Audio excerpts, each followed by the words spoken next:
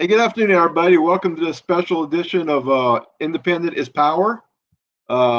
Please pardon any issues today because this is my first time running this broadcast on my own. My producer got called out, and what do you know? It's the timing on it is just about perfect. We're doing our 420 episode, and guess what? We're starting it right at 420. So I'm going to bring on Don right now from Frozen North Hemp. He's going to be our special guest today.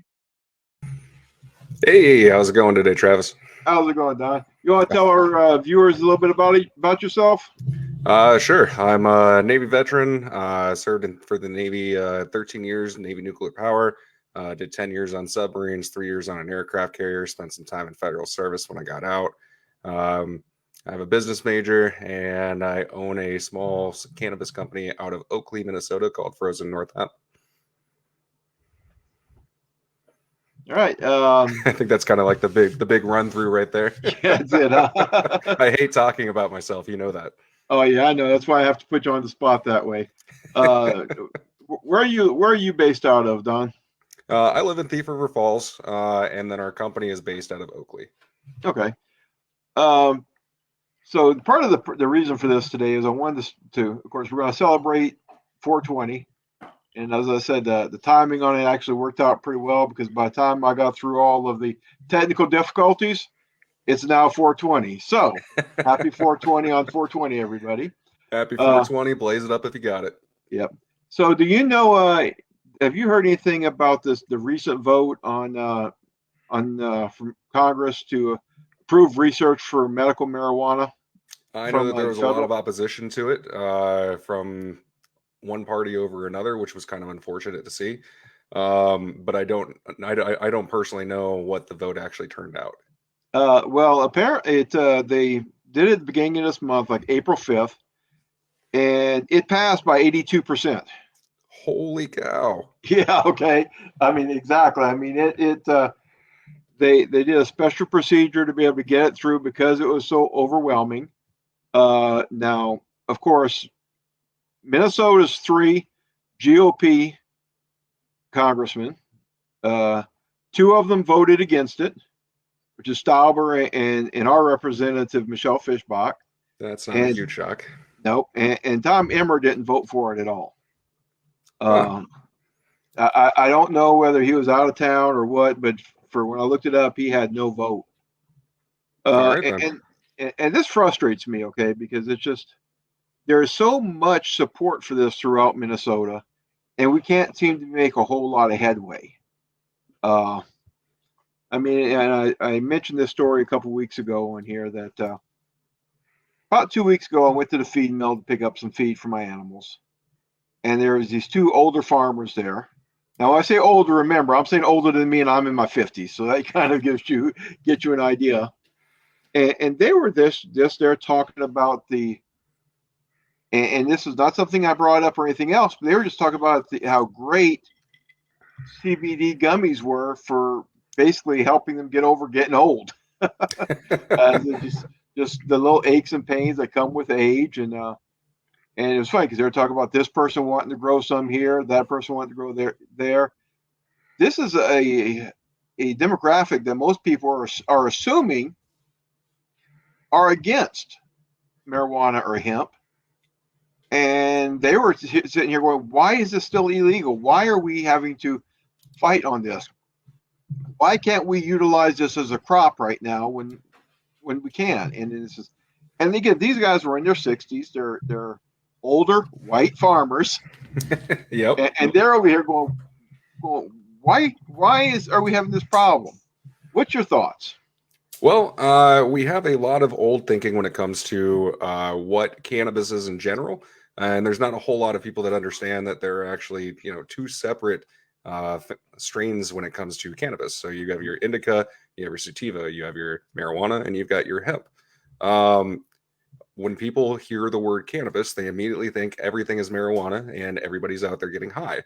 In reality, most people that use cannabis in general are using it for the medical benefits.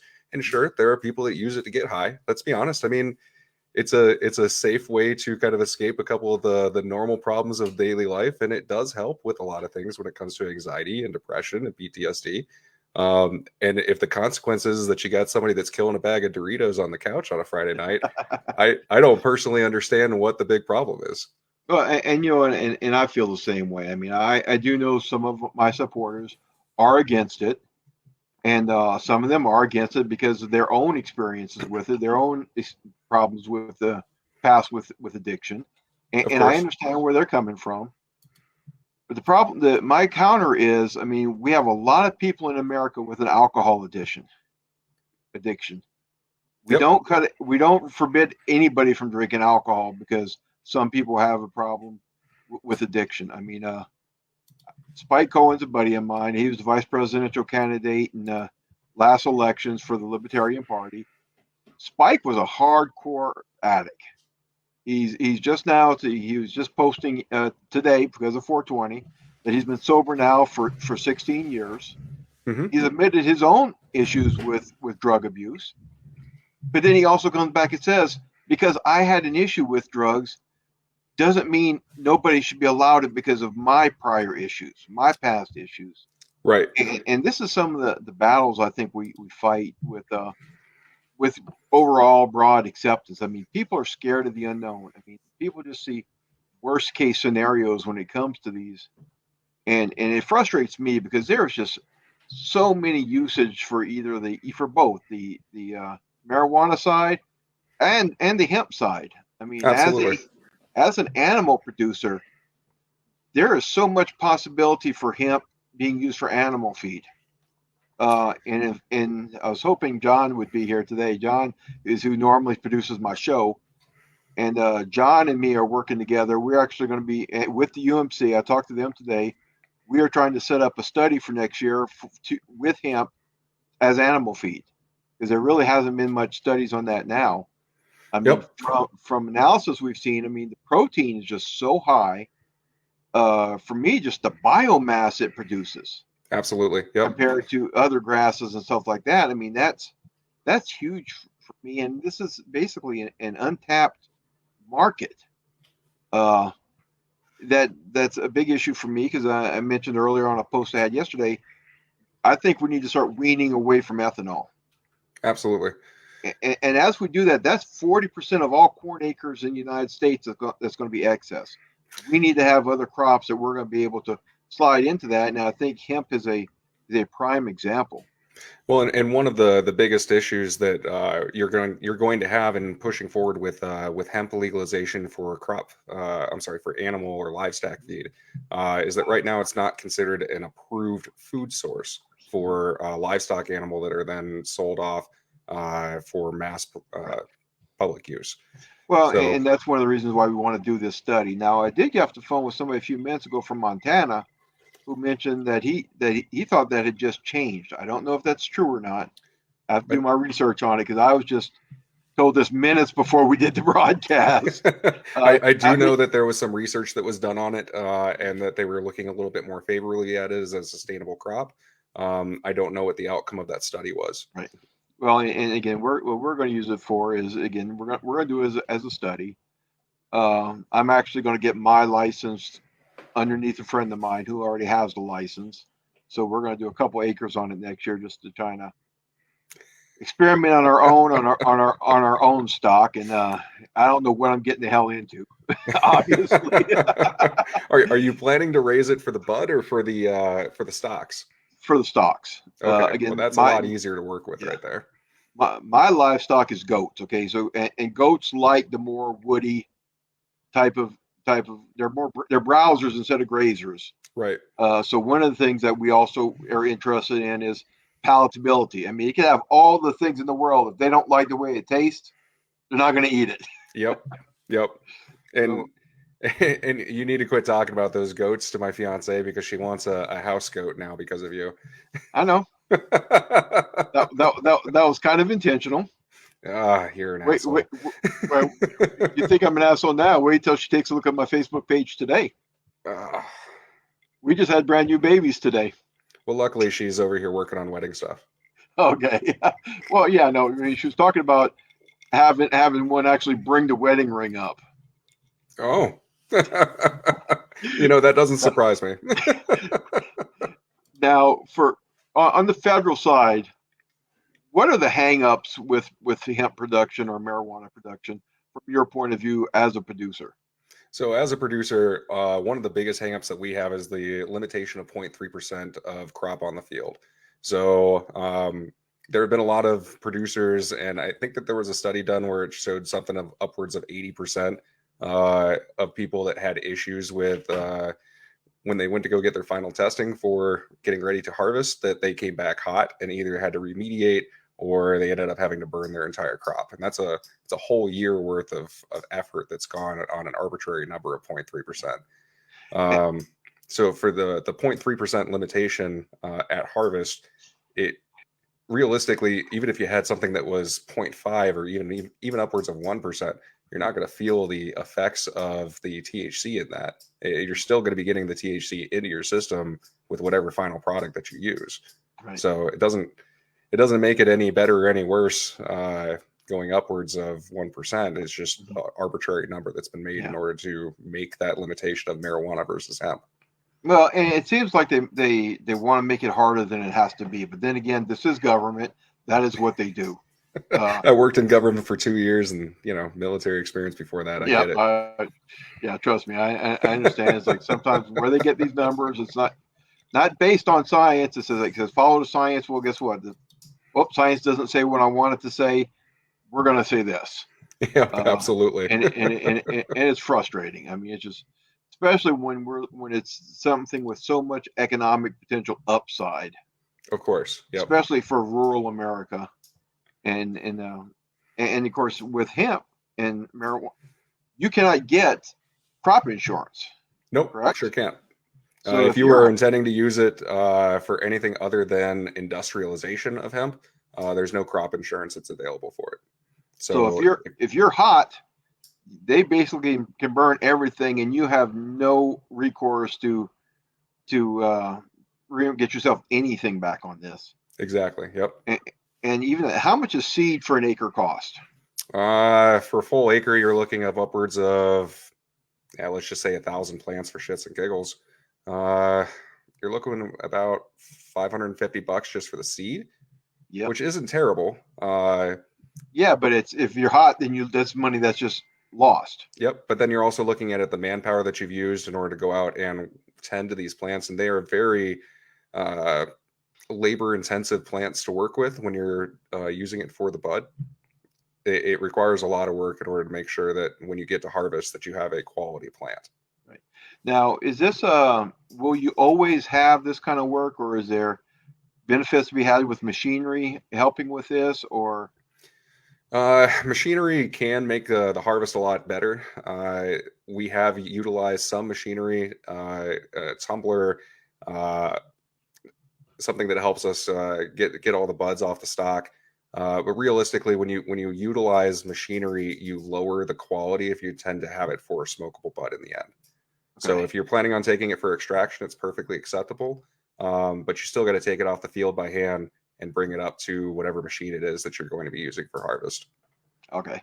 So it's going to be manpower intensive anyway. So chances are you're not going to see 4,000 or 5,000 acres farms if you're looking at it for marijuana. It's still going to be more of a small production issue, correct? Except for the bigger companies that are out there. Obviously, they have the bigger bankrolls. They have the higher amounts of people that they're able to employ. They have grows that are not just outside, and they're able to operate year round. Here in Minnesota, we can't really do that. But I would say that for the most part, a lot of the farms here in the state would probably stay in the smaller scale, which is great. It spreads that money out throughout all the communities, and that's a good thing. Cannabis money going back into the education system in the local areas is incredibly important, and I believe that it should be encouraged. But yeah, realistically, I don't see anybody having a farm greater than 10 acres of smokable bud. And to me, that's great because that's an entry point size. I mean, Joe Blow who wants to get into farming is not going to be able to afford hundreds of acres, of course, which is what it takes to justify the equipment if you're doing any other type of crop. Yep. But 10 acres, 20 acres, that's something they could possibly swing to get started in agriculture. And right now, I mean, I think we need to do that because our older farmers are moving on, they're retiring. A lot of their kids are not getting back into farming. I know a lot of veterans who want to get into farming. They want to have their 15 or 20 or 30 acres and be mostly self-sufficient, being able to make a living for themselves. But let's face it, I mean, there's very few crops you can do that with. Yep. Unfortunately, the larger farms that are in the heart of the Midwest, and even the ones going further out west, you're running into the problem that they can produce more and sell it for cheaper than the small farm that maybe has 10 to 50 acres. Right. So you can't make a viable living off of a small amount of property. And getting into farming at this point, even if I had a bankroll of $500,000, it would be very difficult for me to find enough land and be able to have the equipment necessary in order to make a living off of it. Yep. Now you just recently transitioned out of your normal 9 to 5 job or your normal job into doing this full time. Yep. How hard of a transition was that for you? Well, to be honest with you, I've been full-time college for the last 3 years, and I've been utilizing this time to finish my degree. So that's kind of been a nice break for me. I left my job as a maintenance manager with CHS after 2 years there, and I've spent the last, almost 6 months now working from home and developing new sales relationships as I'm able to. But I've been focusing really hard on finishing my degree up. So where are your products located now? Where can, if somebody wanted to buy some of your products, what type of products do you offer, and where could they could be purchased? Well, we have the staple. You've got the oil dropper bottles. We have 1,000 milligram bottles of full spectrum CBD oil, which are all grown and sourced here in Minnesota. And you can find those and other products that we have as well, including massage oils, lotions, topical salve, which is our pinpoint accuracy. You've got that deep rooted pain, or you're an athlete like Brian Barberina. He's a UFC fighter that uses our products exclusively. He loves those. We have a new hemp-based lip balm, which is phenomenal. But all these products can be found throughout northwestern Minnesota. We've got places in Grand Forks, Thief River Falls. I've got a couple of Bemidji. I'm working on trying to get a few more down in Detroit Lakes. It's unfortunately, it's very hard to compete with the big brands that are well known. A lot of companies and a lot of places don't necessarily want to do deals with the little guy who may not be there the next year. Right. So now but then you can also, I'm sorry, and you can also order products online, frozennorthhemp.com. Okay. If there was one thing as far as state laws are concerned, state regulations are concerned, that you could change, what would it be? Ooh. I know it's hard given you say you have to prioritize only one, but yeah. So I will have to compliment Minnesota on this one. Minnesota is actually probably one of the easiest states to get a hemp license in and to start producing. It's pretty affordable. I believe that our first year we spent $450 on the license and background check, and after that we were on our own. We were able to do whatever we needed to do. I would say that I really wish that there was more support for farmers that decided that they want to get into this line of work. Maybe a little bit more education to let them know what they're getting themselves into, because it's not that simple crop that you just you plant and you water it a couple of times throughout the year and then you harvest.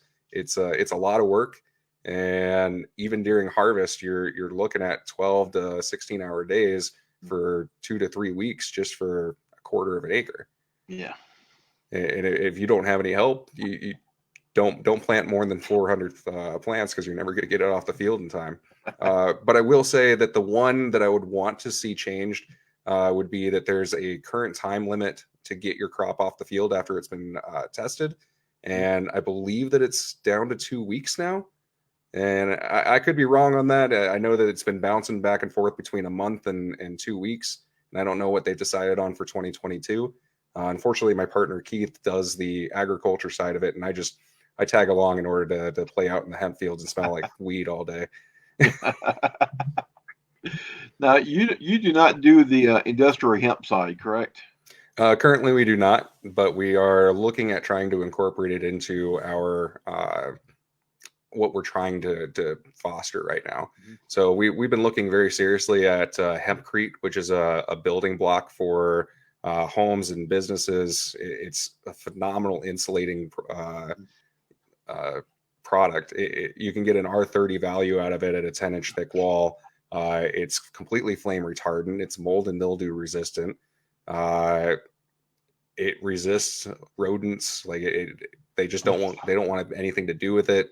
It will regulate the moisture inside of whatever it is that it's been built around. It's a phenomenal tool, but unfortunately, it's very difficult to get interest in this area due to the fact that it's cannabis and it hasn't really been tried and tested here in Minnesota. What type of infrastructure would you need to be able to do this on the industrial side? I mean, I know it's not like you cut the plant and it's automatically hempcrete. What has to happen to make that a reality? That's one of the things I'm real interested in is to get to a larger scale. What kind of infrastructure would we need to develop? How long would it take to develop that infrastructure, and so forth? Because I know there's one company I follow. I want to say it's in Indiana, and they have a huge co-op that they're running for this with the hemp and the hempcrete and so forth right now. Yep. When you're talking infrastructure, you're not just talking about the producers. Now you're trying to get out and figure out what it would require to get from the producer to a final product. Right now, we don't have anything here in Minnesota that I'm aware of, other than down by the cities, of anybody that does anything with industrial hemp. So for us to be able to expand into a bigger market to produce industrial applications of hemp, we would really need some sort of funding from the state in order to push for this to be a thing. So we're talking, I don't know, anywhere between $500,000 and $1 million in order to do the research, development, facility, and then equipment to make a final product. Right. Yeah, because that's because I guess it's so heavy and so bulky at that. I mean, you'd have to have something relatively close, because to actually ship it anywhere would probably be a little cost prohibitive. Well, and there is also issues with law enforcement when you start bringing it across the state as well. When you bring a product, regardless of whether or not it's been tested by the state and you have your proper paperwork, you still have that possibility that it doesn't matter what you have in your hand. It's weed when they look at it. Yeah. And it's an illegal product when you're trafficking it across the state. There have been instances in the past where producers were bringing their crop out for extraction at a facility, or they were bringing it to go get it moved to Colorado so it could be sold in stores, and it ended up getting confiscated, and then they were unable to recoup their damages after that because it was held in lockup and it was destroyed. So unfortunately, at the law enforcement level, there also has to be some changes on how we deal with cannabis in general and how we deal with business owners. I know that there was a veteran down in Texas just this last week that was arrested for having legal cannabis on him. And he had the proper paperwork to show that it was CBD hemp, and they completely shut the business down that it came from. And they were all left out to dry after that. All of their investment was gone. And that's really frustrating for me, in the fact that this was something a veteran was likely using to help with PTSD and so forth. I mean, there's so many studies that shows how well this helps people adjust and deal with the issues from PTSD and other issues like that. Absolutely. But they tie our hands. I mean, for a country that preaches that they love their veterans, and a GOP party who swears that they honor the veterans, they sure don't seem to get out of our way very much. No, unfortunately not. I mean, that's a big frustration for me, and because it's hard to bring us to the next level when you have that kind of uncertainty. Am I going to be able to get it to where I need to get it to? Am I going to be able to? I mean, there's some areas I saw where they were transporting the funds from the dispensary from their sales, and federal agents went in there and said, no, this is illegal, and grabbed the funds, saying they were drug dealers. Yep. It was legal in that state. Yeah, and luckily we've been very fortunate with the bank that we have gone with, where it's a small town bank, and they're right across from where we're doing our work at. So even though our accounts are watched very, very closely, and understandably, I mean it's a new thing for this bank, and they want to make sure that their money is coming from legal sources, and we completely understand that. But it can be a little frustrating as the business owner who is doing everything right, that we can't get funding, we can't get loans, credit cards. Sure, we could probably get them, but then if you're looking at really anything financial, including credit card processing, you're talking about hefty fees on top of it, because it's considered a high risk venture. So if you're going to be doing, say, industrial hemp, and you have a plant that's going to process it, do you bale it? What do you do to get it cut and transported there? So is this like big round bales like you see on a tractor trailer, or what? Yeah, so everything that I've done, I've actually done a lot of reading on this one. Industrial hemp is pretty much the same as hay, where it needs to be left out in the field after it's been cut to let it dry a little bit. Then you bale it out and you let it dry a little bit longer. It needs to be a very, very low moisture content when you bring it in for the further processing, and that's going to be the hardest part for a lot of farmers too. So realistically, you're talking about a facility that needs to be able to dry it out even further than it already was when it comes in, and at that point, once it's been cured and it's ready for final processing, it's pretty much just made into a waiting stage while you're waiting to create your final product. And it has to be temperature controlled and humidity controlled. Okay, so again, you're talking about major infrastructure. Yep. That you would need to get to that point. And that's one of these reasons why I'm trying to push this so hard now, is so that years down the road, when we can mature this industry, that we have that infrastructure, and we're not trying to go, oh God, we need to use these acreage, whatever we're going to use. Oh yeah, we're going to use hemp. And then you don't have pieces to process it. And that's typically what the government does. I mean, they create an issue that only then they can come in to help solve.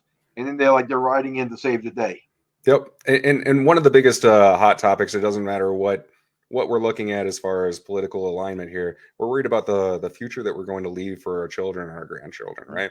So are we worried about whether or not the planet is going to be the same livable condition that we had and we got to enjoy while we were here on the planet? When you're talking about industrialization of hemp and creating hempcrete, the final product is net neutral when it comes to carbon emission. So from the time you plant it until the time it's the final product, you took more carbon out of the environment to create that final product that it took to put into it. So how much fertilizer is required for hemp or cannabis? We only use a little bit of cow dung, really. That we don't use anything else. And the reason I'm asking this is because we're running into this issue now again with corn. It is such a high fertilizer type crop, and with everything going on in Russia and Ukraine, we're having trouble getting that fertilizer. Yep. I mean, so if we want to talk about having industries that are self-sufficient, that are not going to be dependent on foreign markets, if this is a crop that you don't need a whole lot of fertilizer for, I mean, again, it makes more sense than. I will say that the soil chemistry does matter a lot, especially if you're making the final product to be smokable bud, or if you're worried about having enough bud for extraction. The nitrates and the sulfates in the soil definitely matter a lot when you're talking about that application. But if you're looking at it in the terms of wanting to industrialize it, from my understanding, it doesn't require as much chemistry control of the soil. But that's a side of it that we have not had the opportunity to try yet. Now, and again, you're talking to a complete idiot as far as most of this stuff is concerned. I wouldn't call you an Uh, idiot. yeah, let's put it this way: I'm still real low on the learning curve. I mean, I'm trying, but it's taking a little bit. Uh, so when you're talking about a product between a bud that you can extract oil from or a smoking bud, Yep. what is the difference between those? Is that just different levels of maturity? Is that different parts of the plant, or what? There's a couple of schools of thought on that. But when you're looking at smokable bud, the big thing that people care about is presentation. Does it look good? Does it look healthy? A bud that has been through an industrial machine for final processing is not going to look nearly as good as a bud that has been hand trimmed and it's ready for you to grind up and smoke. Okay. But then when you're looking at for extraction for oil, it doesn't really matter what it looks like because it's all going to go to the same place. Okay. So as a producer, it's a lot easier if you're doing it for oil than if you're doing it for smokable bud, as far as Absolutely. harvesting time and so forth. Yep, Sounds absolutely. almost, yeah, sounds almost like a fine tobacco. How do you want it? Do you want it? You want it? Yeah, you're Do you not want it? wrong. Do you want a hand rolled Cuban, or do you want a? Yep. That's pretty much it too. And when you're looking at the cost of cannabis when you're ready to sell it, a poorly trimmed one will sell for $250 a pound, and a really nicely trimmed, it's ready to go, will sell for upwards of $1,000 a pound for a very nice quality, good CBD content hemp product. Right. So you're talking high CBD concentrations at that point, though. Yeah. Now, is there different varieties that are going to have different uh, THC levels, or?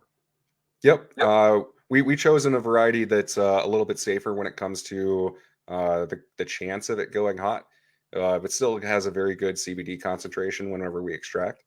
Uh, we source ours from a company called Fortuna Hemp, and they have been phenomenal for us. They Yeah. walked us through the process. They even got legalization to sell into our state as a result of us inquiring for us to be able to do Yeah. business with them. So they are very accommodating. They answered every question that we had as we were going along. If we had any issues, they were quick to respond. I can't plug Fortuna Hemp enough. Yeah, and I tell you, this is just something that I'm just trying to learn from, because even though I'm a libertarian, and people like to joke, say libertarians are just Republicans who like to smoke dope.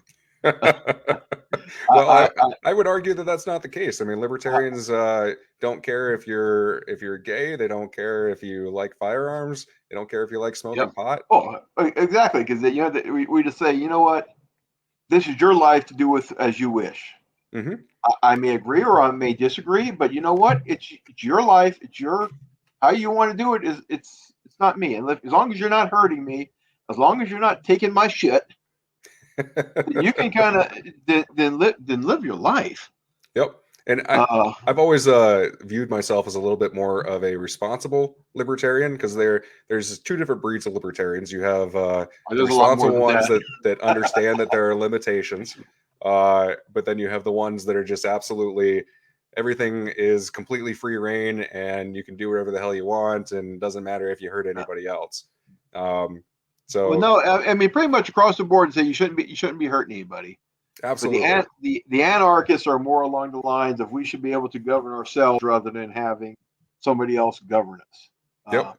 But we have to understand that there are limitations, and unfortunately, the average person was dictated by the founding fathers to need a little bit of guidance here and there in order to stay on the right path as far as a society goes. Well, And and this is a battle I keep on fighting, because, well, not battle, but a journey of self discovery that I'm keeping on fighting, because again I consider myself a libertarian, but there's an old joke between in the libertarians is the only real libertarian is you, because everybody's got a different opinion on it. Nobody's opinion seems to match with anybody else's. It's like I am the only real libertarian, but it's like I'm keeping on this journey of, because I mean I was originally politically, I was a neocon. I was like, yeah, we need to be able to project our force. I mean, we need to. I was a lot more socially conservative than I am now. It seems as I get older, the more I realize, you know what, I don't want to be making these judgments for somebody else. Yep. But I'm not quite to that area where it's open borders. I mean, I'm more of a Ellis Island type. We need to have some kind of control coming in. We need to have some kind of borders. And there are libertarians who are like, no, it should be completely open borders.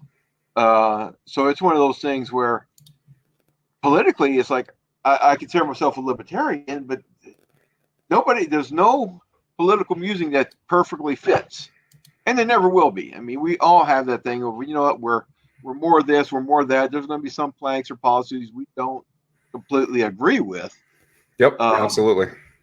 I mean, but marijuana, I mean, even when we're talking drugs, I mean, you have libertarians who are like, we should be legalizing marijuana, we should be legalizing this or that, but then they're like, well, we should be leaving heroin alone, we should be leaving meth alone, no, that should be illegal. And there's all these different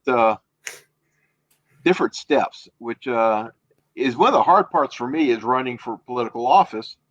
And that's one of the reasons I said I'm going to go independent rather than libertarian, is I need people to judge me on my policies, on what I think, not necessarily a party. And some party member may have a much more conservative or a much more liberal view of libertarianism than I do. Mm-hmm. And that's part of the challenges.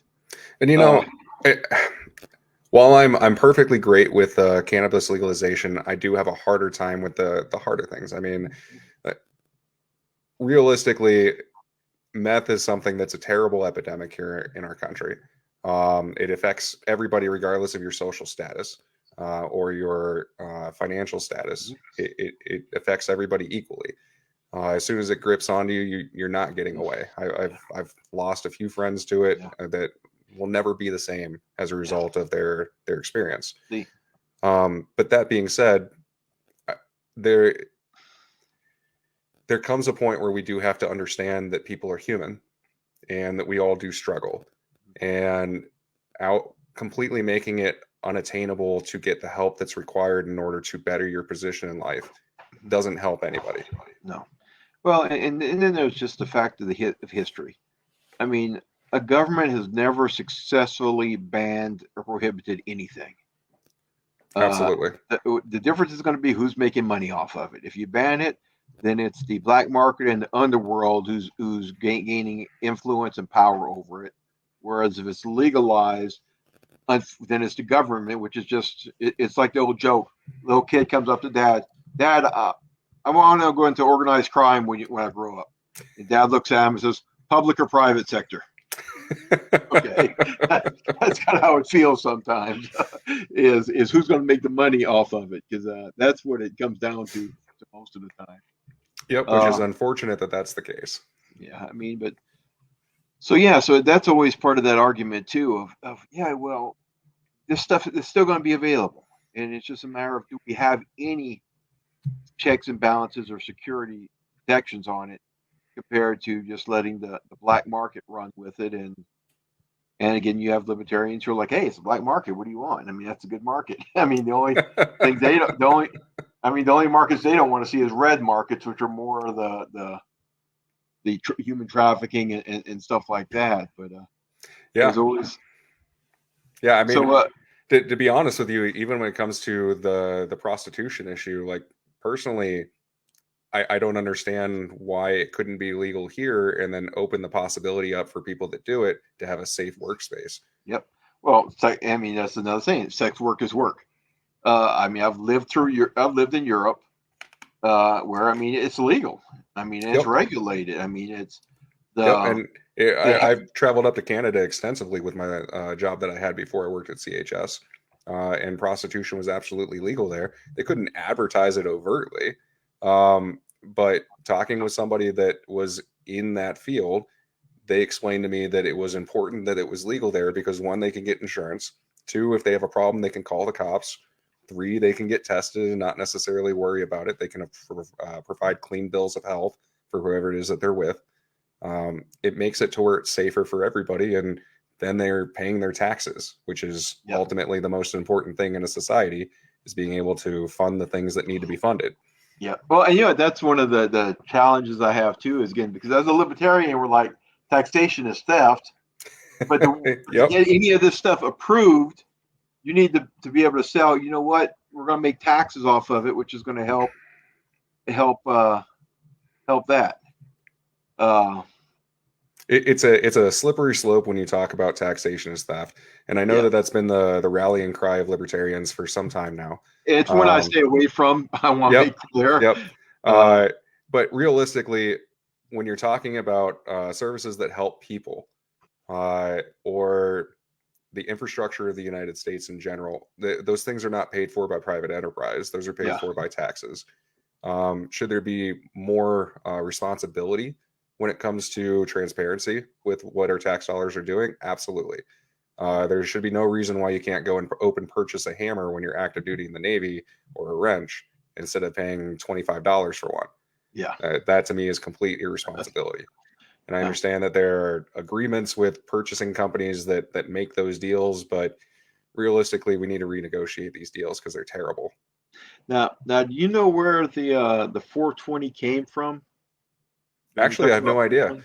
Do you?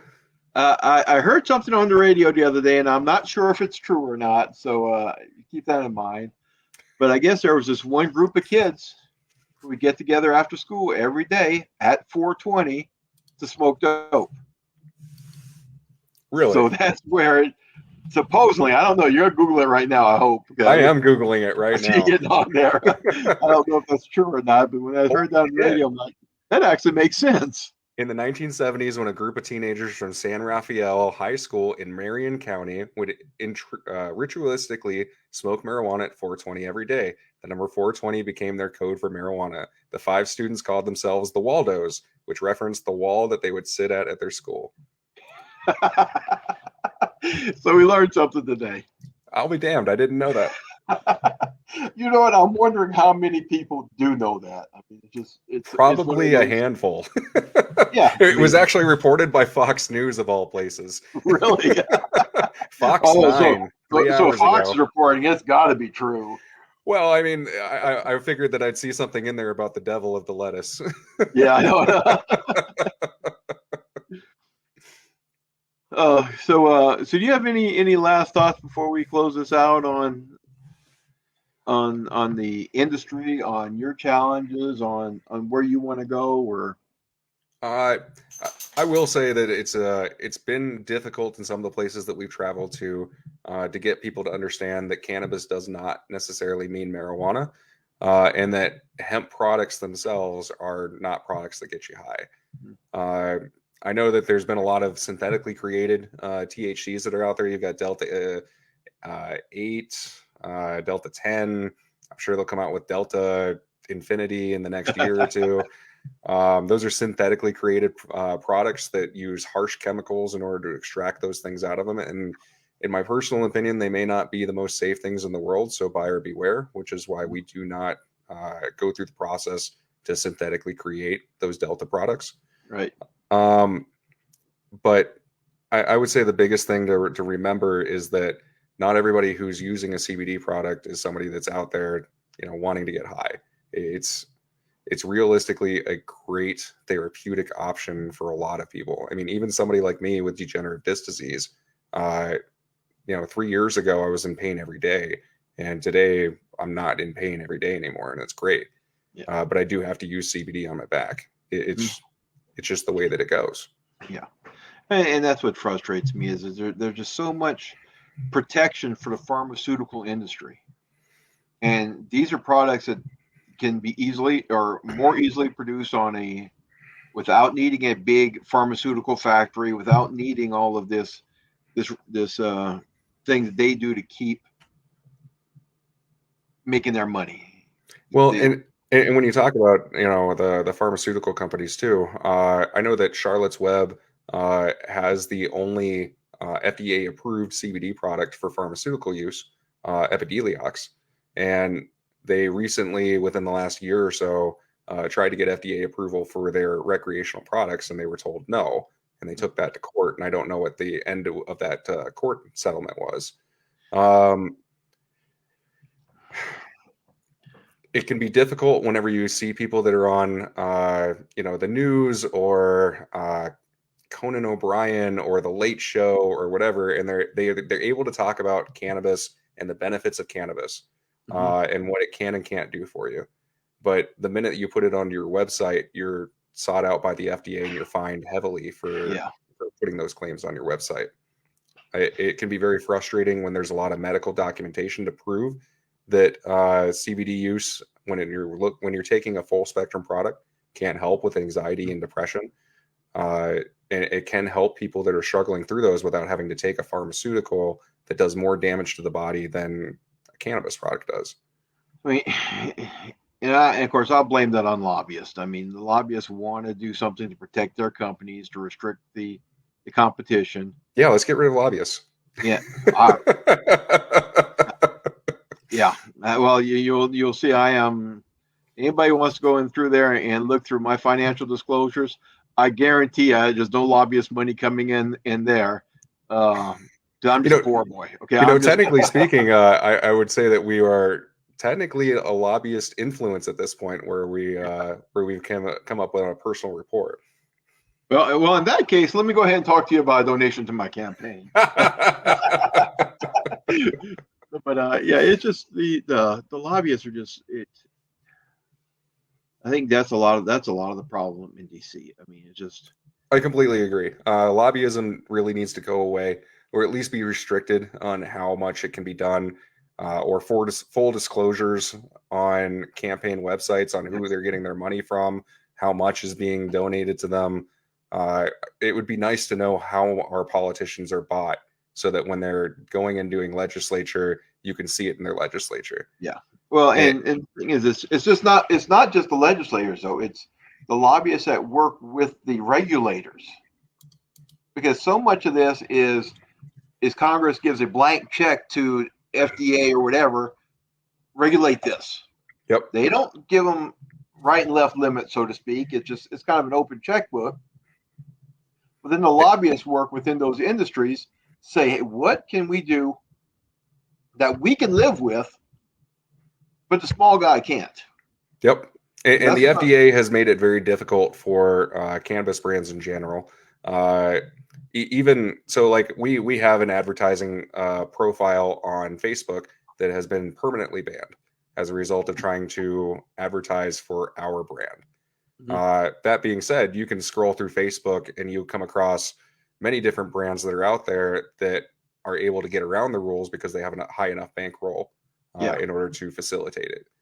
So the little guys are constantly pushed out of the competition because there's this thought that because you're a small person, not by height but by stature, that you may not have the safest product, and that is kind of a dangerous slippery slope as well.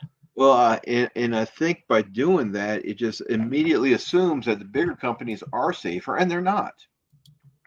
I mean, we see this in my pet peeve, of course, is the beef industry, where I mean you've got all these USDA inspectors, and it's so hard for the little guys to be able to compete when you have a big meat packing plant, which has 5 or 6 inspectors looking at what's going through the line, but they see it for 2 to 3 seconds. It's like, really, what are you going to find there? My butcher looks at this thing for hours. If there's an issue, they're going to let me know. They're going to let the customer know because they don't want their name going on it. Yep. I will go on one more story just to give you an idea of big brand versus small brand.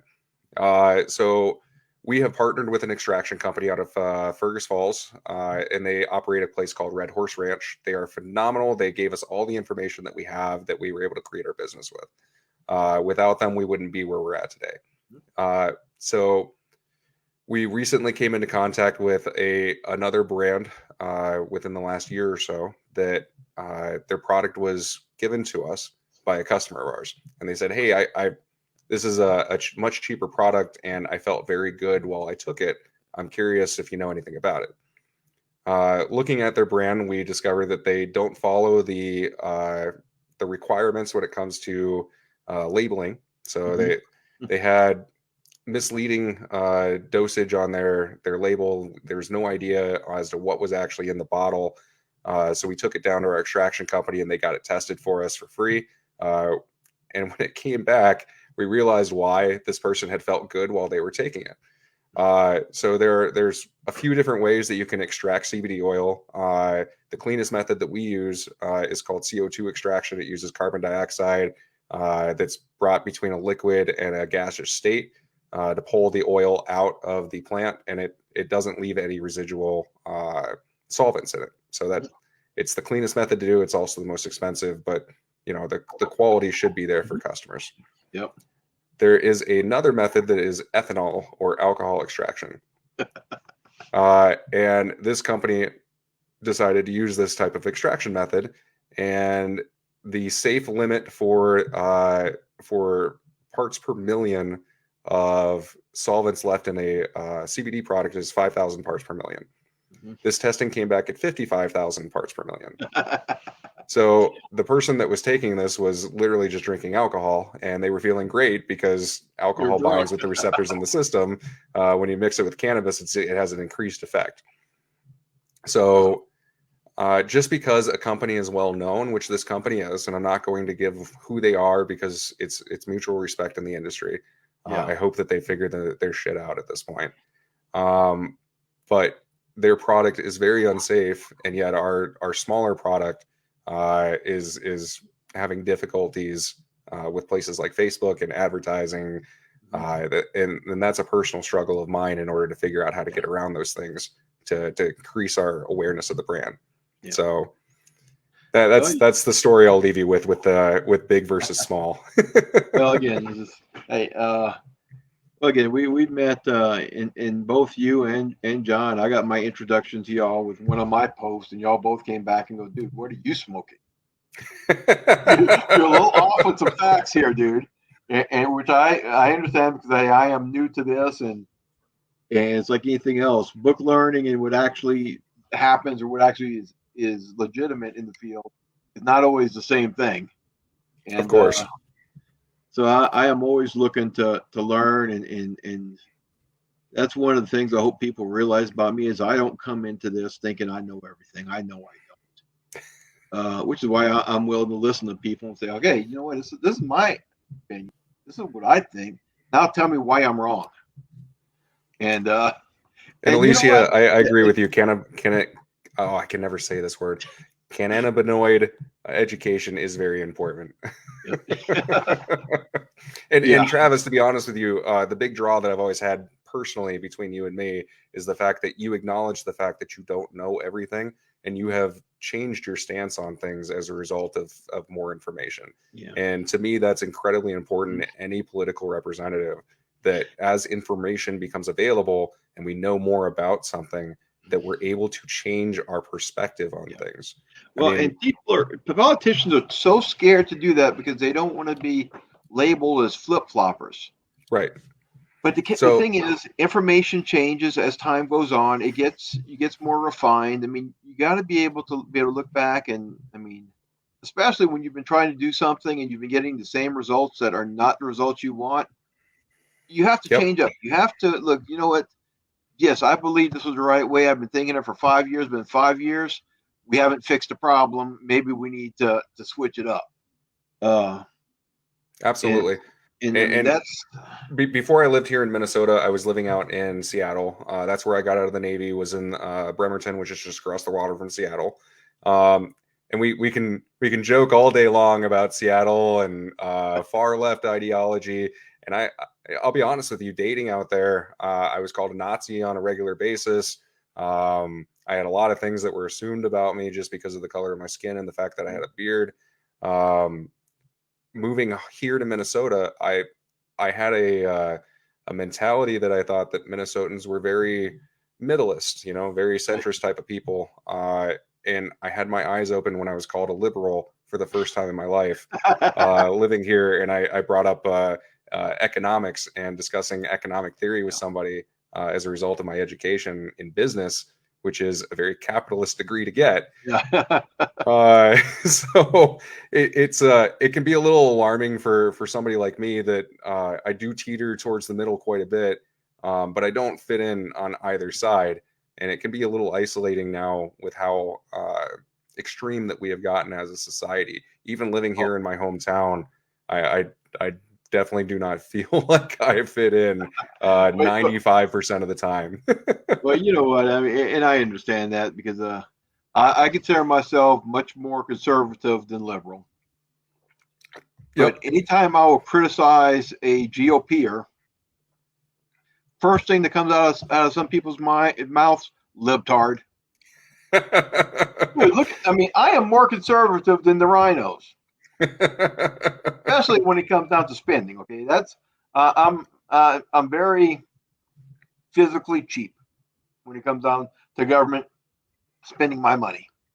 There are a few things I don't mind them spending it on, like government, like veterans issues and stuff like that, because I feel that's a debt that we owe.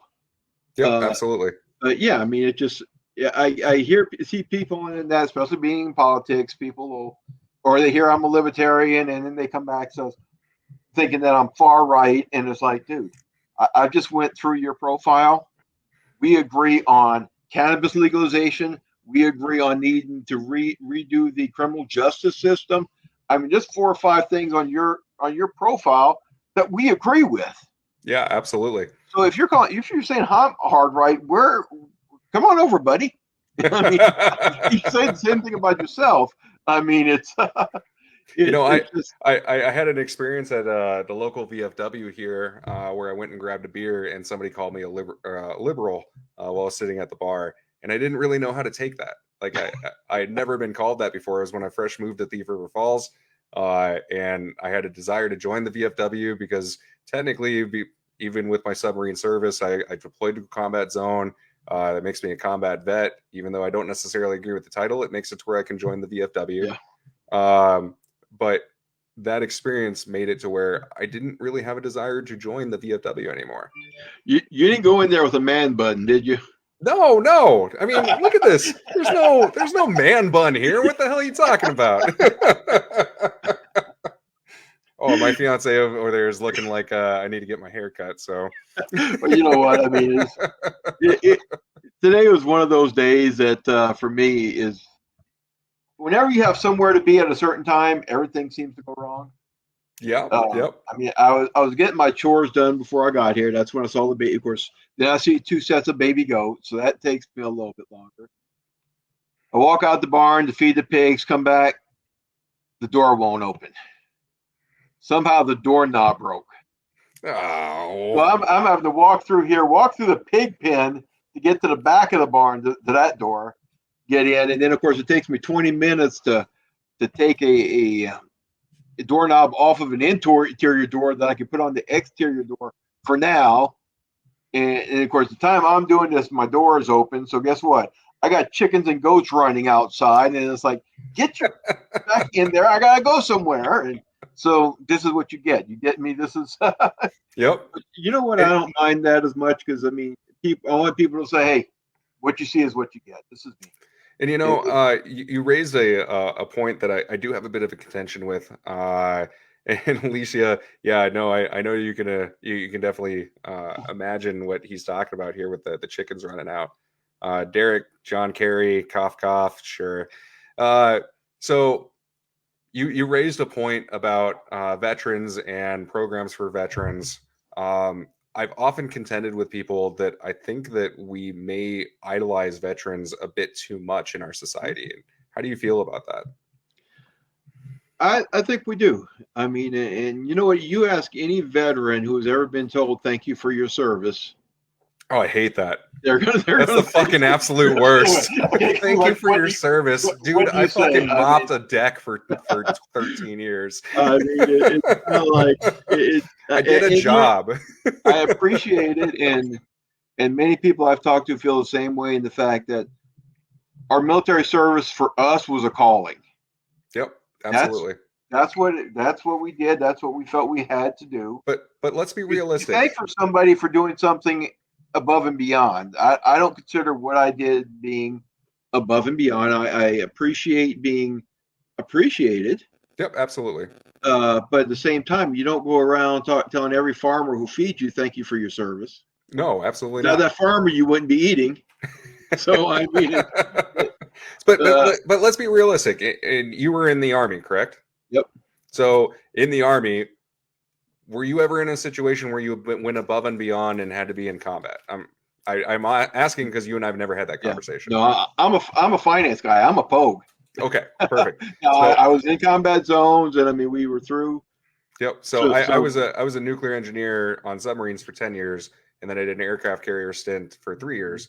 And at no point in my time during my service, other than deploying Navy SEALs out of a submarine missile tube, did I ever think, I'm in danger here, Now, I will say I felt that before. Yeah, no, absolutely. Incoming artillery rounds, you're like, oh shit. Yeah, no, I get that. but I feel like at times we over compensate for veterans because we did terribly for veterans for a long time. From Vietnam on. I mean, from Vietnam before, and now it's a lot of makeup. Yep, we're definitely making up for it. But like I did seek mental health through the VA in order to get my head straight when I was going through a very difficult time. And ever since then, every month I get a letter from them asking if I need anything. And it's like, you know what, please stop sending me all these letters. You're overcompensating for a bit too much here. And it's just but the thank you for your service and the constant veteran community, like no other country has this. No other country has a corporate structure that has completely based themselves around, veterans and, hey, we have veterans that work here and you would love to work here too, kind of a thing. In my mind, it's pandering, and it's kind of terrible to take somebody's service and say, yeah, we've got veterans working here, so obviously we're a great company, right? Well, and you know what? I mean, I do think there's a certain amount of respect due to anybody who's willing Absolutely. to put their life on the line, and especially what you got paid as an entry level seaman. Okay, I mean, we had $1,200 a month. It was great. Yeah, I mean, you know what? That leads me to another story of a buddy of mine named Frank Ongst. I met him in my first duty station.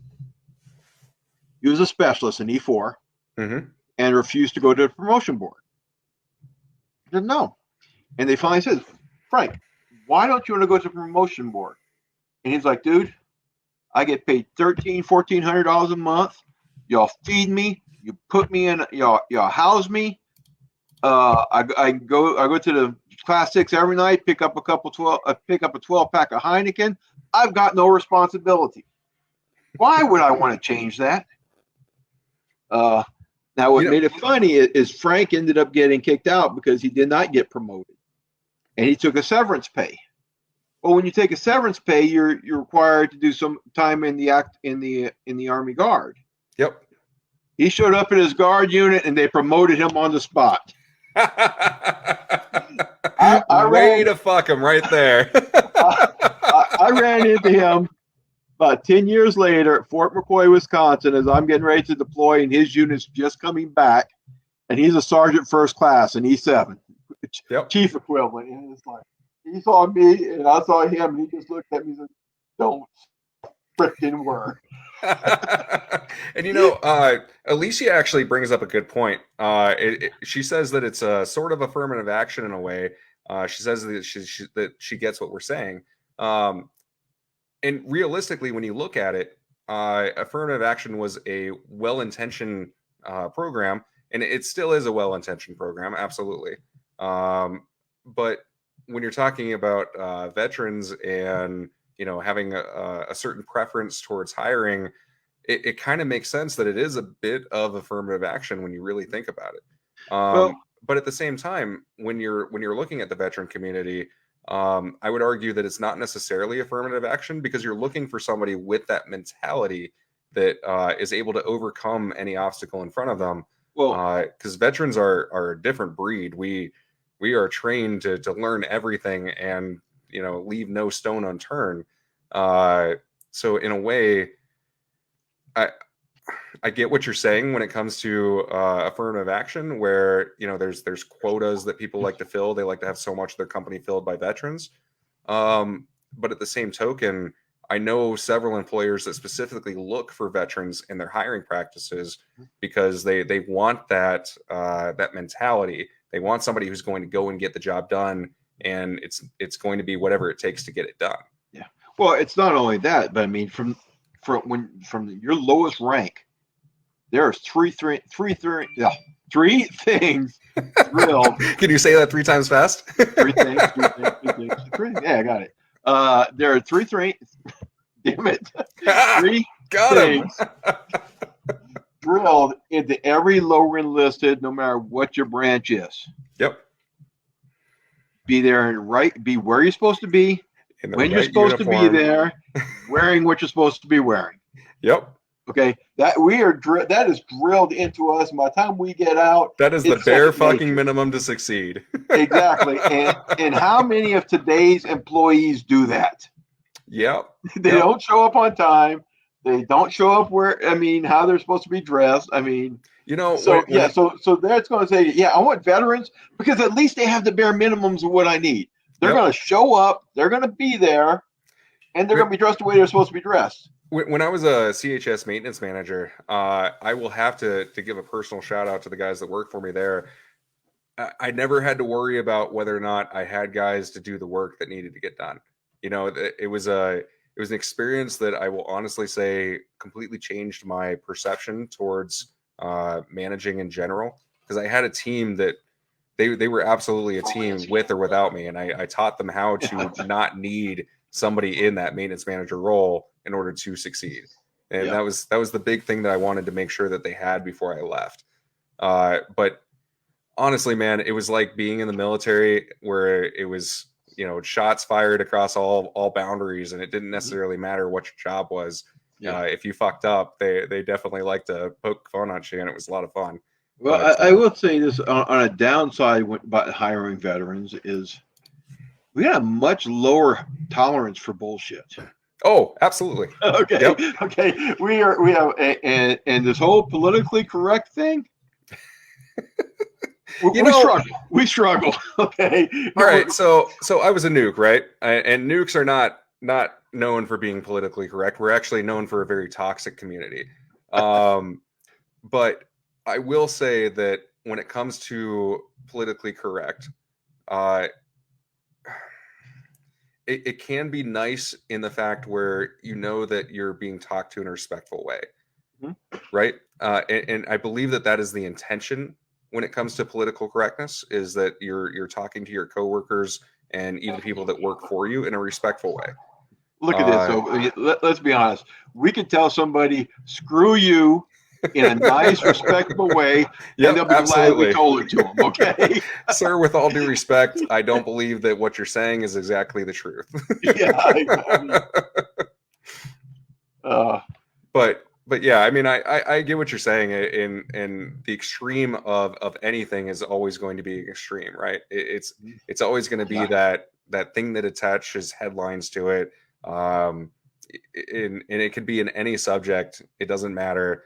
Every headline that grabs your attention is always going to be that extreme result of a situation. Yeah. Whether that be immigration, taxes, veterans, it doesn't matter. It's always going to be that extreme that grabs your attention, and that's what's going to get you fired up. That's going to get you to click. That's going to get you advertising revenue. That's all that people care about these days. Yeah. I mean, and when it comes down to veterans, I mean, my priority isn't necessarily for the opportunities or anything like that when they get out. It's making sure we're taking care of their health, making sure we're taking care of their mental health. Absolutely. Their well-being. I mean, I got frustrated because and a lot of people, I mean, I've talked about this for a while. Me and Mark Lindquist have become good friends. He was the guy I was running against. He was running as a Democrat. And we followed each other's pages, and there was a time a while back where Mark really was having a rough mental time, and he needed to go spend the weekend up at the VA. Mm-hmm. And he was very open about it when he came out. And the number of the people that were attacking him for that.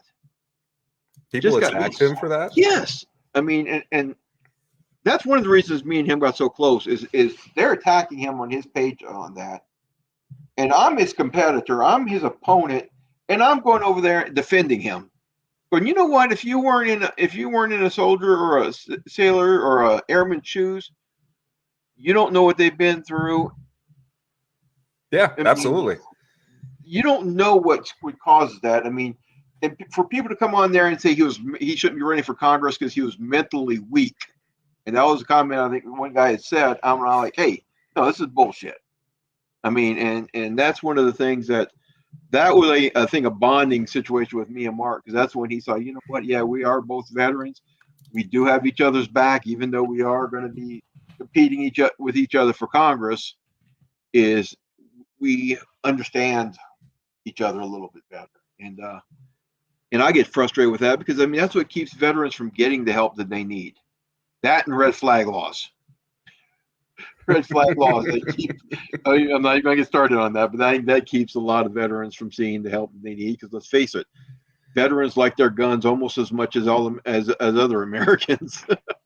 Yeah, and the one thing that I never understood, like I'm staunchly against red flag laws, and the one thing that always got me during the last presidency was when the sitting president at the time said, "Take the guns early and take them fast. Let them litigate it to get their guns back." Like that concerned me a lot.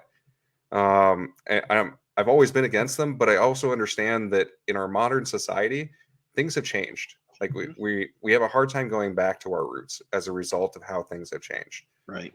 And things are also changing so quickly that legislation that's enacted today may be off information that was 2 years ago, and Yeah, that if makes you're it to where lucky. it's very difficult.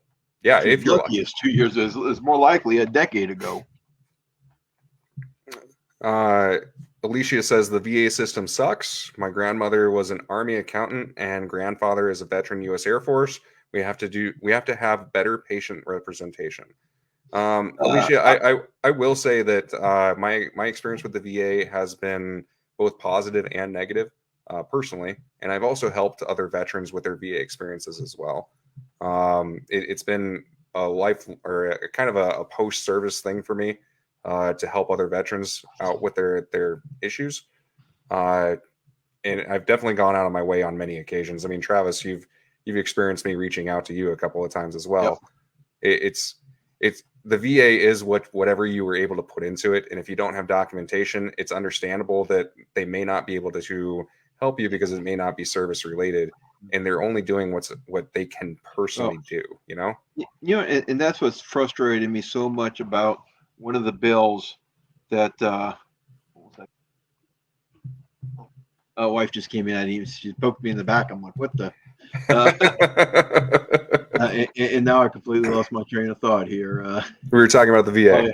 So one of the bills that Fishbach voted against was a bill that would basically, when somebody got out of the service, their records would be looked at, and it would be determined right then and there. Hey, this person is going to be eligible for VA for maybe not for compensation, but for medical, and it would enroll them automatically into the VA medical system.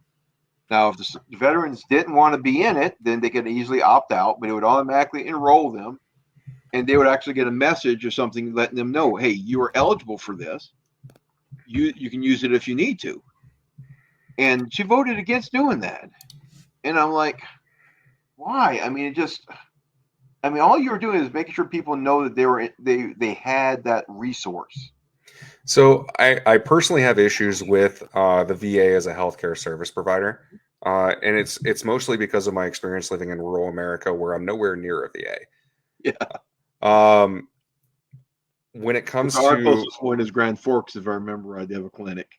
yeah, they have a clinic there, but the closest hospital would be Fargo. Yeah, all the way down to Fargo, and that's an hour 45 away. But I can understand that there is a little bit of more hesitation when veterans are looking at the VA, that they don't necessarily want to have their primary provider to be a VA hospital. Yeah. And I don't personally want to go and have surgery at a VA hospital, regardless of where it's at. They don't necessarily have the greatest, track record of providing not only a quality surgery, but also the surgery on the right part of your body. Well, but the catch, my thing on it is with the number of homeless vets we have, if you don't have anything else, it's good to know you have that emergency stop.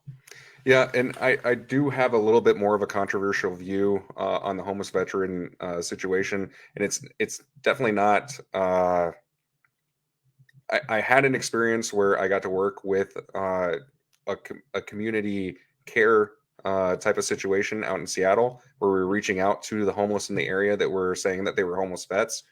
Um, and I'll be honest with you, man, 9 times out of 10, the people that had the signs that say that they were homeless vets weren't actually vets. Oh yeah, not if they have the signs. I'm a little. And maybe 1 out of 10 of the ones that were actually vets wanted any sort of help. And that was the most frustrating thing for me personally, being the bleeding heart that I wanted to be when I got out of the military, wanted to change the world. That's why they called you a liberal. Yeah, because I have a bleeding heart, right? Because I want to help people, specifically the veteran community. But it was very difficult for me where there's all these programs that are available that the funds are never used year to year. Yeah.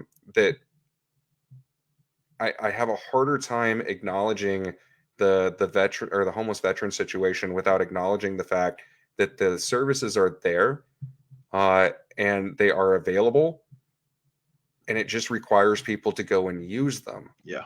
And even when you reach out to people and they deny the use of those services, can be really the most heartbreaking thing that you can possibly imagine. Yeah. Now, Derek asked if were there any riders on the bill Fishbach voted against. Derek, this may surprise you. This was actually a 1.5-page bill written in plain English with no poison pills. It was as clean of a bill as you could see. Some of the other things that she voted against, I don't agree with.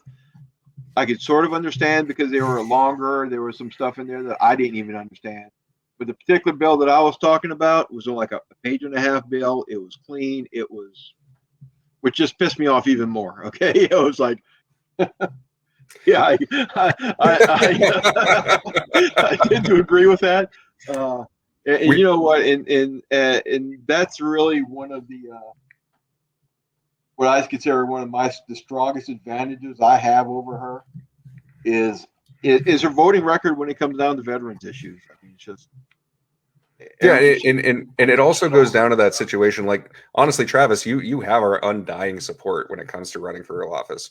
I mean, honestly, you've proven to us time and time again that you're going to be a representative that isn't necessarily going to be held to your specific box, right? Mm-hmm. That you will vote outside of your box when the facts are there to support it. Yeah. Well, again, if you're going to represent, you need to represent. And absolutely. You actually have to represent the people in the voting base. You don't need to represent the party. Yeah, and that's the problem is the parties expect you to say, well, you're voted as a Republican. You're voted as a Republican. We expect you to vote the way we, as Republicans, we're telling you to. And it's like, you didn't actually elect me. The 700,000 people in my district actually elected me. If you're lucky, you get 175, 190, and you'll win out of the 700,000. But and Derek, what you're saying here with it's your long-held belief that anyone who serves the country should be taken care of for the rest of their life. Like you were saying, Travis, even just that basic minimum for those who need it. Veterans do have that capability to reach out to the Veterans Administration for really anything if they come to a situation that they need it. And and that's where people also underestimate the number of veteran-led organizations out there. I mean, there's a few Facebook groups I'm part of, disgruntled veterans and so forth. Which I mean, yep, I follow those too. Yep, yeah, we're definitely not politically correct, but dang it, anybody gets on there and starts expressing any kind of suicidal intentions or oh yeah, that shit's taken care of real fucking quick. That is, I mean, usually within half an hour, there's a sit rep on it going, okay, we've talked to him, he's all right. And, I mean, it's a matter of somebody does that and you look down and all of a sudden there's 30 people saying, you need to talk to me, brother, here's my number. I mean, it's just, yep. That's one for all of the internet's negative issues and problems. And it's nice to be able to see that kind of support activity that they've been able to But you know, it's kind of a little known fact here. Even somebody who goes in as an administrative assistant that's never left an office for the entire 4 years that they were in the service. This is somebody that went through basic training and maybe fired a rifle enough to get their qualification, and then they never did anything after that. They did their physical training test every 6 months, and they got their GI Bill for their 4 years of service, and then that was it for them. How exactly did you do your PT test on a submarine? I don't want to talk about it. No. When we were deployed on a submarine, our PT tests were actually deferred, or they used our score from the prior time because it was operationally necessary for us to not take a PT test. And that happened to me more than a few times, which is how I got fat in the military. And then I ended up going on remedial PT for a year. Bad boy PT. Yeah. Bad boy PT rules. Yep. No. It's fat kid workouts. It's the fat kid club is what we called it. Yeah. So I would argue that while all veterans are veterans, not all veterans are equal when it comes to their experience. Right. Does somebody deserve the same benefit of being a veteran that somebody who was in combat for 4 years? Comparing an office environment for 4 years compared to a combat for 4 years, should they get the same benefit and the same treatment? And somebody like me, I actually get a little conflicted on that kind of a subject because it's a difficult subject. When you're talking about experience and what somebody had to go through while they served and what their long-lasting repercussions are as a result of their service, I don't think that there is a comparable difference between the two at all. So while I completely agree with you, Derek, like there is a certain amount that we have to give to veterans who give their time. At the same time, there are plenty of vets that we served and we were not put in harm's way outside of maybe going down X number of feet underneath the ocean and potentially almost died a few times. You know what, though? I mean, I hear what you're saying, but if you gave me the option of being in Afghanistan for a year or garrison for a year, when do we leave? Okay.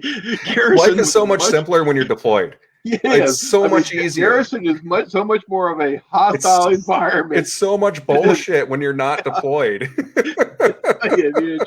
It's so true. I mean, everything is nitpicked when you're sitting there waiting for something because you have nothing else to nitpick. I mean, when you're deployed, there's danger of you getting shot.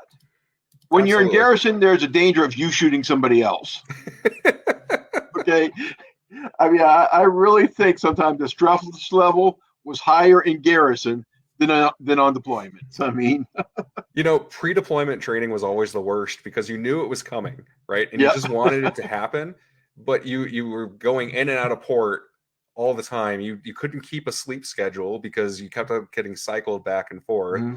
And you just wanted to deploy so that you could just get on a normal schedule and then you didn't have to fucking deal with it anymore. Okay, so let me see. So I think that pretty much wraps everything up. Do you want to go ahead and give everybody your website one more time? Sure. The website for our company is frozennorthhemp.com. We're located out of Oakley, Minnesota. You can find us on a lot of storefronts here in northwestern Minnesota. And if you are a business owner yourself and you want to carry our products in your store, you can reach out to any of us. We do offer really great deals for retailers that want to carry us on their shelves, making sure that everybody makes good money off of what we're doing. And Derek said one more thing here. Well, I don't think I'll ever understand people's service. It's a sacrifice regardless. It was a time you took from your life, and we doing other things like going to school or starting a family. You instead chose to serve your country, and it needs to be observed. So I will say one last thing on that one. Plenty of people while they're active duty have a family. Plenty of people while they're active duty complete higher education, including masters and PhDs while they're active duty service. I've known a couple of enlisted guys that have gotten master's degrees before their 20 years were up. Yep. Realistically, it's a job, right? We get benefits of the job, including you never have to worry about having a roof over your head because you always have money for that. You never have to worry about food on your table. You're always gonna have your bills paid, unless you're really terrible, which we had plenty of those. And where else can you retire after 20 years? Yep. You can reasonably retire after 20 years. And the caveat to that is that 20 years does come with a little bit of time away from family. Wear and tear on the body. Yep. But I would argue, at least on the Navy side of things, and while I have rose-colored glasses now that I'm a civilian and I'm away from it, it absolutely sucked while I was active duty, and I hated it, right? But looking back and looking at my life now and seeing the civilian world and having to do the job market, honestly, man, I would rather have just stayed in for 20 at this point, and done my time and gotten out and retired, because the civilian world is way more dangerous and difficult than being active duty ever was. I mean, yeah, the politics in the civilian world is even worse than ours. I know in the military, we were always complaining about the politics, but it was easy. Yeah. Like, it was so easy to get ahead. All you had to do was just do the bare minimum, and you were better than at least 60% of other people. Yep. Well, so thank you anyways, Travis, I do appreciate you bringing me onto your show, and I'd be happy to do this again in the future. It's always great talking with you. And I know Joe has been talking about wanting to come down and see your goats and to see your farm, and always maybe welcome. I've got some mucking boots that I can bring out there, and we can trunch through all the mud and shit. I've even got a bunch of baby piggies right now. Baby pigs, you say? Oh, she just was really excited about that. Thanks. Ears perked up, huh? Yep. She's really excited about that one. Thanks, asshole. You want to do anything for my buddy, man. Anything. But, thanks a lot for joining me, Don. I appreciate it, and we'll talk more later. All right. Thanks for having me on. All right, that was a great conversation. I'm glad Don was able to join us, and sorry about some of the technical difficulties, but as we go, we're learning more and more with the system, and this was my first time basically producing my own show, so that's going to go on my resume somewhere. But again, I want to thank everybody who tuned in, everybody who's watching us. Please, if you have time, go take. If you haven't already liked our page, please like our Facebook page. Please, if you can, pull up our email, our webmail is not our webmail, our website, TravisBullJohnsonForCongress.us. If you could give us some help on the financial support aspect, it would be greatly appreciated. We started off great from the first part of the month. I mean, we were getting a new donation almost every day. Then I made the mistake of telling people that, and then it stopped. So anybody who can help out, we appreciate it. We're going to be actually shooting some more of a commercial this week out at the farm. We did some a few weeks ago back when Libertarian did our convention. But photographers coming out, the videographers coming out to the farm this week. I hope he brings his muck boots because again, it's muddy. That's the season we're in. And thanks everybody for showing up. Anybody ever has any questions? Shoot me an email. Shoot me a message. I'm pretty good about getting back with people. That's another big difference between me and my competitors. So, thank you very much. Remember, independent is power. I am your congressional candidate from Minnesota's 7th District, Travis Bull Johnson, signing out. Bye.